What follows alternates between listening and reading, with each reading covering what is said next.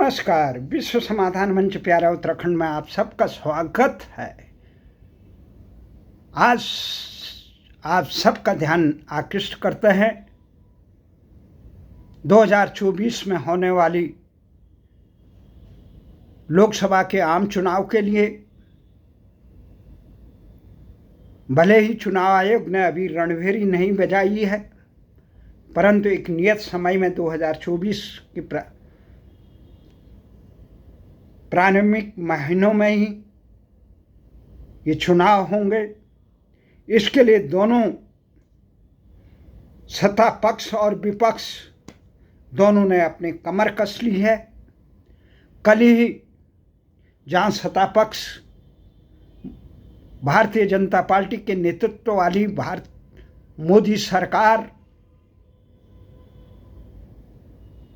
ने अपनी कमर कसी, दिल्ली में मोदी के नेतृत्व में 3 दर्जन से अधिक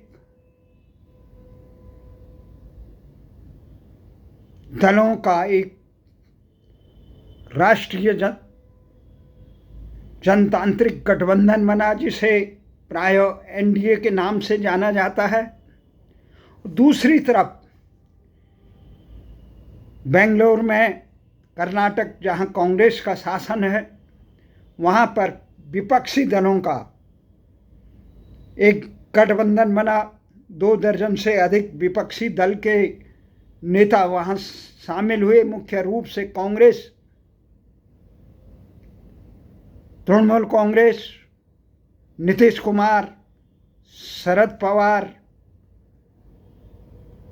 लालू यादव से लेकर दिल्ली के मुख्यमंत्री अरविंद केजरीवाल, तमिलनाडु के मुख्यमंत्री और झारखंड के मुख्यमंत्री, ये तमाम, और जम्मू कश्मीर में पूर्व मुख्यमंत्री महबूबा और पूर्व मुख्यमंत्री अब्दुल्ला, ये सब एकत्रित हुए और वामपंथी दल भारतीय कम्युनिस्ट पार्टी और मार्क्सवादी कम्युनिस्ट पार्टी भी बेंगलुरु में इकट्ठा हुई। बेंगलुरु में दल पहले जो कांग्रेस के नेतृत्व वाले विपक्ष सत्ताधारी गठबंधन का, जब कांग्रेस सत्ता में थी तब उस गठबंधन का नाम था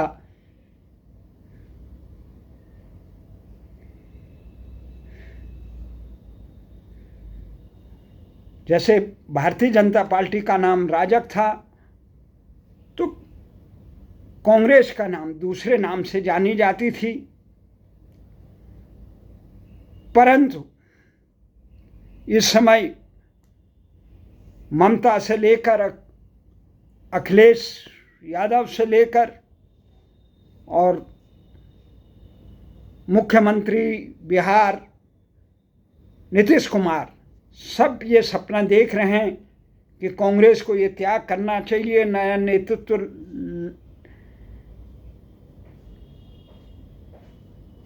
विपक्ष के नेतृत्व होंगे। तो कांग्रेस भले ही पीछे हो रही है, परंतु सबसे ज़्यादा अगर कोई टक्कर देती है तो वो कांग्रेस ही देती है। कई राज्यों में कांग्रेस का शासन है, हिमाचल से लेकर कर्नाटक से लेकर राजस्थान से लेकर छत्तीसगढ़ से, महाराष्ट्र में वो कुछ समय पहले सत्तासीन थी, मध्य प्रदेश में थी, वहाँ दोनों सत्ताच्युत हो चुके, उत्तराखंड में रही। तो भारतीय जनता पार्टी का जो गठबंधन है और राजग ही नाम से रहा, उसमें कई दल शामिल हुए और कुछ दल अभी शामिल होने बाकी हैं। वहीं नए ढंग से विपक्ष ने बेंगलुरु में जो नाम दिया Indian national developmental inclusive alliance, ये इसको संक्षिप्तकरण करके इंडिया नाम दिया। लोगों के भावनात्मक दोहन के नाम पे लोग ये क्या सोचते हैं, नाम बदलने से लोग उनके कारनामे थोड़ी भूल जाते हैं। विपक्षी दलों को ये ध्यान में रखना चाहिए था। भले ही राजग गठबंधन की सरकार आम जन अपेक्षाओं में उतनी खरी नहीं उतरी जिसका उन्होंने वादा 2014 से लेकर 2019 में किया। लोग महंगाई से त्रस्त, बेरोजगारी से त्रस्त है, कुशासन से त्रस्त है। परंतु दूसरी तरफ जिस प्रकार से इंडिया नाम रखा गया, इंडिया लोगों ने सोचा, विपक्षी दलों का ये मानना रहा, इंडिया नाम से लोग भारत की जय करेंगे, परंतु वो भूल गए सब। हमारा ये नज़रिया रहा 1947 के बाद और उससे पहले अंग्रेज़ों ने इस देश को इंडिया की तरफ हाँकना चाहा। इंडिया वो वर्ग रहा। इंडिया किसे कहते थे? अंग्रेज। अंग्रेज़ों ने इस देश का नाम इंडिया क्यों दिया? इंडिया ऑक्सफोर्ड यूनिवर्सिटी की जो डिक्शनरी रही 1924 की, उसमें ये कहा गया है कि जो अवैध है, अवैध कौन? जिन्होंने ईसाई धर्म के अनुसार शादी कर नहीं की, ईसाई धर्म नहीं मानते हैं, जो आपराधिक प्रवृत्ति के लोग माने जाते हैं, उनको अवैध कहा, असभ्य कहा। अंग्रेज इसीलिए जो गैर ईसाई मुल्क होते थे उनको इंडियन नाम से बोलते, चाहे रेड इंडियन कहा हो, चाहे वेस्ट इंडीज कहा हो, चाहे इंडियन कहा हो। ये सब जितने इंडियन लगाए उन्होंने, उनका जो मूल होता है, ये भी कहा जाता है कि आप अगर किसी अंग्रेज को इंडियन कह दो तो वो आपराधिक मामला होगा, उसमें उस व्यक्ति को सज़ा हो सकती है कहने वाले को, क्योंकि असभ्य है। लोगों को इतने घृणा करते थे। उन्होंने शिमला से लेकर अंग्रेज़ों का जब शासन हुआ, जहाँ पे लुटेरी कंपनी ईस्ट इंडिया कंपनी आई, उसके बाद अंग्रेज़ों ने ये लूटा, तो उनके लॉर्ड साहब जहाँ रहते थे, वाइसराय जहाँ रहते थे, उनका आनंद का जहाँ क्लब होता था, माल रोड जो बनाए जाते थे, वहाँ ये कहा जाता था कुत्ते और इंडियन वहाँ अलाउ नहीं है। Indian and dog are not allowed permitted here. तो ये चीज़ें हैं। तो उस इंडियन को भारत अपना नाम आज़ादी भारत माता की जय कह के, भारत जिंदाबाद, हिंदुस्तान जिंदाबाद के नारे लगाकर देश के लाखों क्रांतिकारियों ने अपनी शहादतें दी। ये आशा थी देश आज़ाद होगा, पूरे विश्व में अपना नाम रोशन करेगा। पर उन्हें क्या मालूम था, आज़ादी के बाद जिन लोगों के पास सत्ता होगी वो लॉर्ड मैकाले के मानस पुत्र निकलेंगे। वो लॉर्ड मैकाले जिन्होंने 1835 में 2 फरवरी 1835 में लॉर्ड विलियम मैकाले ने इंडियन एजुकेशन एक्ट, भारत को कैसे सदा के लिए अंग्रेज़ों का गुलाम बनाए रखा जाए, यहाँ की को किस ढंग से लूटा जाए, किस ढंग से यहाँ का शोषण करके ब्रिटेन को के विकास के परचम लहराए जाए, उसके लिए उन्होंने एक शिक्षा नीति बनाई। वो शिक्षा नीति क्या बनाई? भारत के तमाम जो भारत की प्राचीन यहाँ शिक्षा नीति थी, जो संस्कार दिए जाते थे, जिससे भारत सोने की चिड़िया थी, उस शिक्षा नीति पर अंकुश लगा दिया, उस सोच पर अंकुश लगा दिया, उस पूरी सभ्यता पे, संस्कृति पे अंकुश लगा दिया। उन्होंने कहा ये था भाषा ही संस्कृति की संवाहिका होती है। उन्होंने इंग्लिश एजुकेशन एक्ट लगा दिया कि इसी के पढ़कर न्याय इसी के द्वारा मिलेगा, रोजगार सरकारी उस पर यही मिलेगा, न्यायालय में इसी मामले में फरियाद सुनी जाएगी। ये तमाम चीज़ें उन्होंने इस ढंग से बनाई।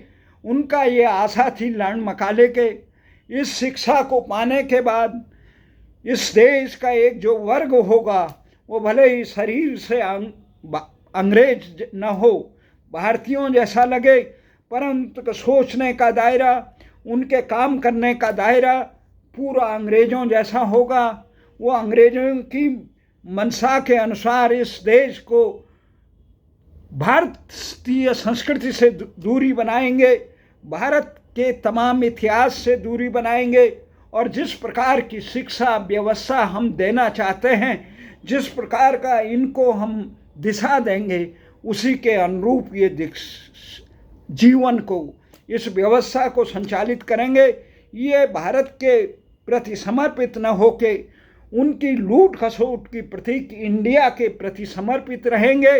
इंडिया जो तो एक प्रकार से अंग्रेजों के शोषण का एक मोहरा था, उसके लिए समर्पित है। ये दुर्भाग्य ये रहा कि इन्हीं अंग्रेजी शिक्षा से दीक्षित और शिक्षित और उसी परिवेश में पले उले लोगों के हाथ में देश का शासन आया। 1947 के बाद भले ही अंग्रेज चले गए हों, देश से अंग्रेजों से मुक्ति मिल गई हों, देश को ये आशा थी कि अब देश अन्य देशों की तरह आज़ाद होकर अपना नाम रोशन करेगा, अपनी भाषा में, अपनी संस्कृति में, अपनी इतिहास को, अपने नौनिहालों को देगा, अपनी व्यवस्था, जिस व्यवस्था के अनुसार भारत सोने की चिड़िया थी, उस व्यवस्था को संचालित करेगा। परंतु दुर्भाग्य रहा कि जिन लोगों के पास भी देश की बागडोर आई, उनके लिए आदर्श अंग्रेज थे, उनके माता पिता उन्हें अंग्रेज बनाना चाहते थे, उनकी शिक्षा, लालन पालन उसी अंग्रेजी लूट खसोट की प्रवृत्ति को हावी करने वाली, भारतीय संस्कृति से दूरी रखने वाली, भारतीय संस्कृति को हेय मानने वाले, भारतीयों को असभ्य और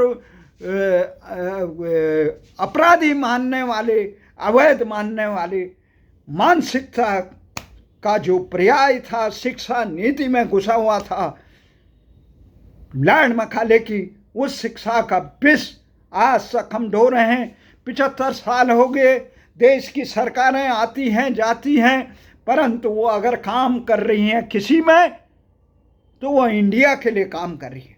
वो अंग्रेजों को लॉर्ड मैकाले के सपने को पूरा करने के लिए काम कर रही है।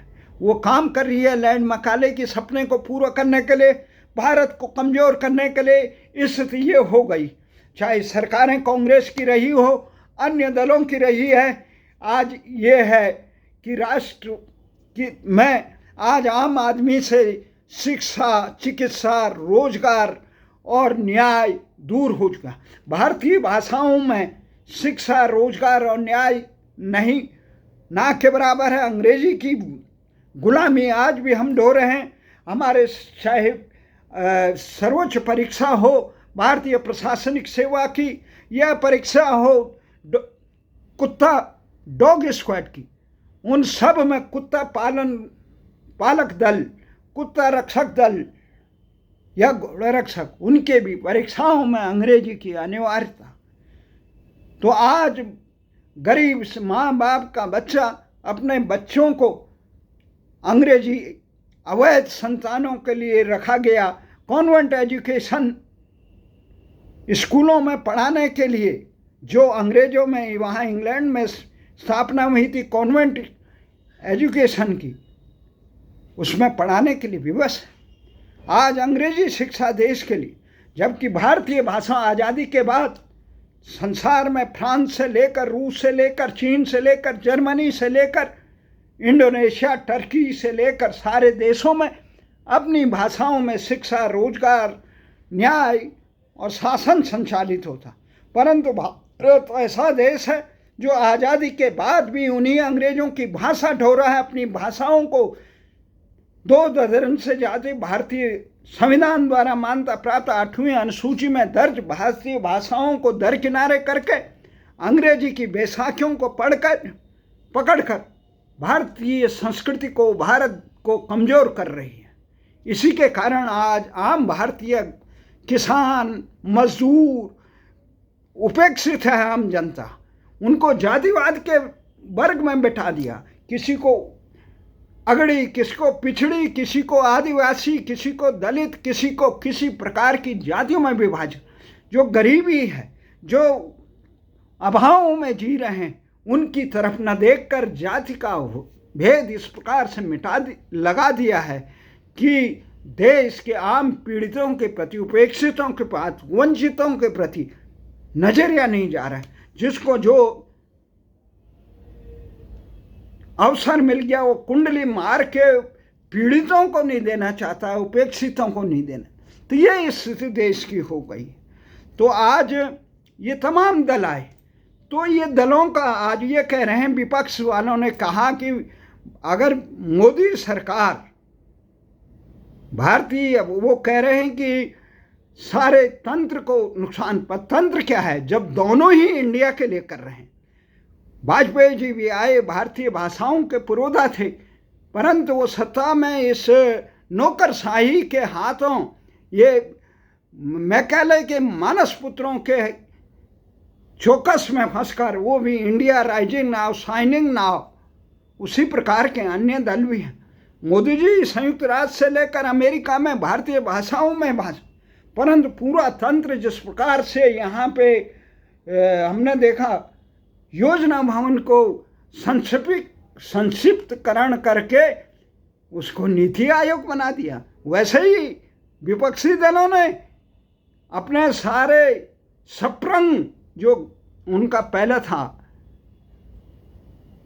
विपक्षी दलों का गठबंधन का नाम सप्रंग था, उसके बजाय अब इंडिया नाम। अरे नाम से नहीं, काम का होना चाहिए। नाम अगर महत्वपूर्ण होता उतना लोग उसके नाम के साथ जीवंत काम भी देखते हैं। जनता पार्टी को ढोने के लिए सुब्रमण्यम स्वामी जी के कंधे कमजोर पड़ गए थे। जिस जनता पार्टी ने इस देश में शासन किया, जिस कांग्रेस ने इस देश में शासन किया, आज वो 2 दर्जन पार्टियों की बैसाखियों का सहारा चाहिए उसे केजरीवाल के जैसे गलत बातों को समर्थन करना पड़ रहा है। अध्यादेश के मामले दिल्ली में अराजकता की एक हद हो गई। काम करना नहीं है।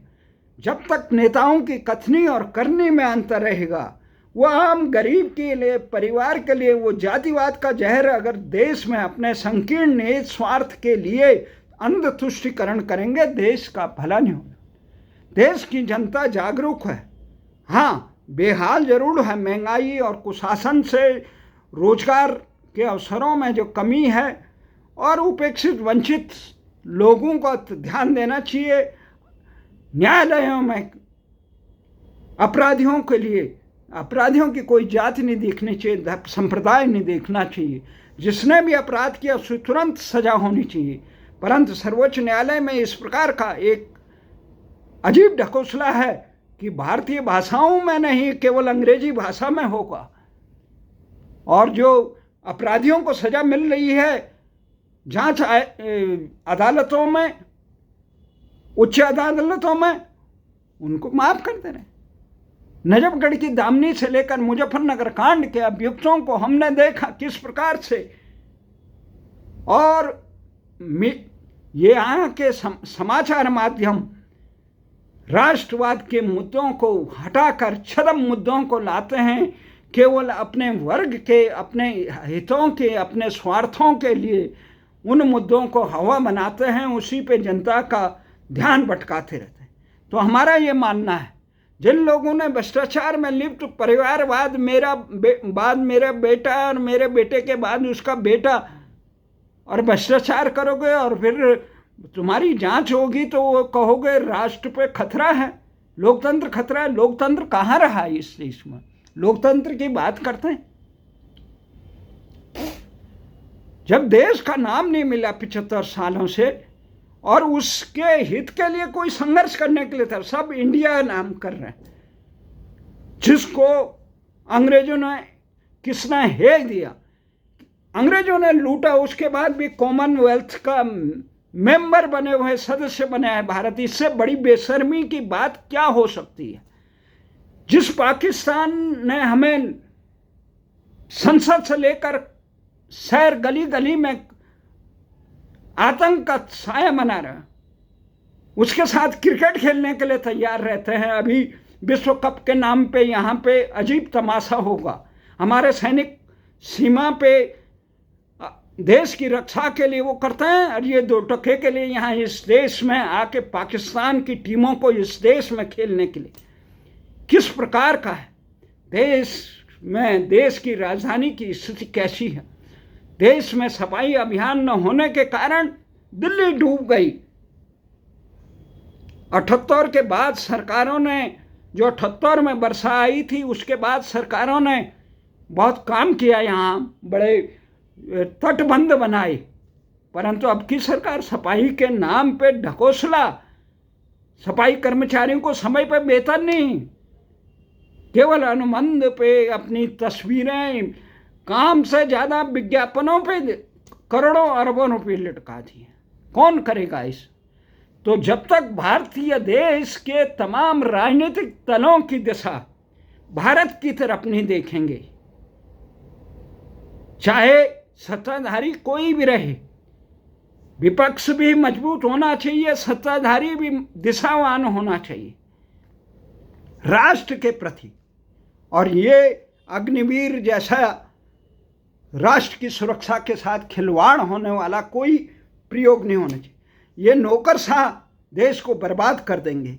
इनकी तनख्वाहें कम करनी चाहिए। आम आदमी को जितना मिलता है उसी के हिसाब से इनको भी मिलना चाहिए। और सरकारी कर्मचारियों को केवल महंगाई भत्ते की किस्तें, और आम आदमियों को नहीं। असंगठित क्षेत्र में ज़्यादा लोग काम करते हैं। अधिकांश देश का 3/4 से लोग असंगठित क्षेत्र में काम करते हैं। उनके लिए क्या है महंगाई? उनके लिए वेतन आयोग का क्या? जो सरकारी तंत्र में मलाई खाए ऊंची वेतन आयोग की बोले, उन्हें बार बार महंगाई भत्ता, ये केवल देश के सुरक्षा के लिए समर्पित रात दिन सेना रहती है, और उन्हीं के बल पे ये तमाम आतंकी संगठन, ये देश के दुश्मन हैं 4-5, जो यहाँ धर्मांतरण करा के राष्ट्रांतरण करा रहे हैं, जो घुसपैठ करके राष्ट्र पे कब्जा करना चाहते हैं, जो यहाँ पर बंदूक की नोक पे देश की सत्ता हड़पने के लिए तमाम संगठन तैयार हैं, जो अन्याय के खिलाफ तो आवाज़ नहीं उठाते हैं, केवल वर्ग विशेष, वर्ग भेद के नाम पे देश को बांटना चाहते हैं, राष्ट्र के प्रति समर्पित नहीं। उनको कौन करेगा? आज फ्रांस में जिस प्रकार से वो हुआ, उसका तांडव जम्मू कश्मीर में, कठुआ में जिस प्रकार से रोहिंग्या वो शरणार्थियों ने इसमें तांडव मचाया, ये भविष्य में ऐसी स्थितियां भारत में हो सकती है। इसलिए मजबूत सुरक्षा बल होने चाहिए। उनके लिए अपना जीवन जो समर्पित करें, उनके लिए अग्निवीर जैसा कहीं नहीं। अग्निवीर बना रहे नेताओं को बनाइए जो दिशाहीन हैं, जो कोई काम नहीं करते हैं आम जनता का, जो देश के छाती पे मूंग की दाल, अंध तुष्टिकरण और जातिवाद का जहर घोल रहे हैं। तो हमारा ये मानना है कि काश भारत के तमाम राजनीतिक दल, सत्ता पक्ष हो विपक्ष हो, इनका अगर उद्देश्य भारत के प्रति रहता, इनका नजरिया, योजनाएं भारत के प्रति होती, तो आज शिक्षा का व्यापार, अंध व्यापार नहीं होता, चिकित्सा में एक लूट खसोट का अड्डा नहीं होता। आज भारत में चिकित्सा के नाम पर जो लूट खसोट हो रहा है, उसकी अगर सही जांच की जाए, भारत के तमाम नौकरशाहों की जांच की जाए, तो आय से अधिक संपत्ति नेताओं की, एनजीओ की, पत्रकारों की, न्यायविदों की, ये तमाम जो है सरकारी, जिनका देश स्तंभ थे, जो देश को जिन्होंने मजबूत करना था, उन सब को जवाबदेही होनी चाहिए। तो देश के प्रति समर्पित होना चाहिए। और जब तक देश के राजनीतिक दलों, क्योंकि राजनीतिक दलों को एक बार ध्यान लेना चाहिए, देश उनके लिए नहीं बना है, वो देश सेवा के लिए अवश्य बने हैं, परंतु उनका उद्देश्य आम जनता के लिए होना चाहिए, ना कि उनके 3-4 साल में आप करें और आपको पेंशन और जो देश की सुरक्षा में रात दिन लगे उन्हें अग्निवीर बना के तुम वो करो। ये नहीं हो सकता। उनके जीवन का, उनके अंतिम सांसों तक का सुरक्षा देश को करनी चाहिए। तो इसलिए हमारा ये मानना है, देश के राजनीतिक दल चाहे पक्ष हो या विपक्ष, उनका उद्देश्य भारत होना चाहिए, इंडिया नहीं। कोई सभ्य समाज कलंक को अपने माथे पे लगाए नहीं रखता है। तो इसलिए हमारी आशा ही नहीं, पूरा विश्वास है कि इंडिया के लिए नहीं, भारत के लिए जीने के लिए काम करेगी जब राजनीतिक दल, तभी भारत पुनः विश्वगुरु बन सकता है, सोने की चिड़िया बन सकता है, विश्व का नेतृत्व कर सकता है। तभी भारत का नाम, जो ज्ञान में रत रहे उसे भारत कहते हैं, जो लोगों को सद्मार्ग दिखाए, जो लोगों को सुरक्षा करे। विश्व में इस प्रकार का लूट खसोट का जो माहौल चल रहा, उससे विश्व की रक्षा करे, उसको भारत कहते हैं। और भारत का नाम मिटाने, तमाम दूतावासों में भारत का नाम नहीं है, करोड़ों रुपये खर्च, अरबों रुपये खर्च होते हैं इन तमाम देश दूतावासों पे, उच्च आयोग पे। ये भारत का नाम नहीं लेते, ये भारत की भाषा में बोलने के लिए तैयार। तो कैसे होगा ये भारत के नाम से घृणा करते हैं ये लोग। तो ये भारत के भाग्य विधाता बने हुए हैं, ये भारत के सेवक हैं। इन सेवकों को जब तक दिशा का ज्ञान नहीं होगा, तब तक देश सद्मार्ग पे चल नहीं सकता। जय हिंद, जय।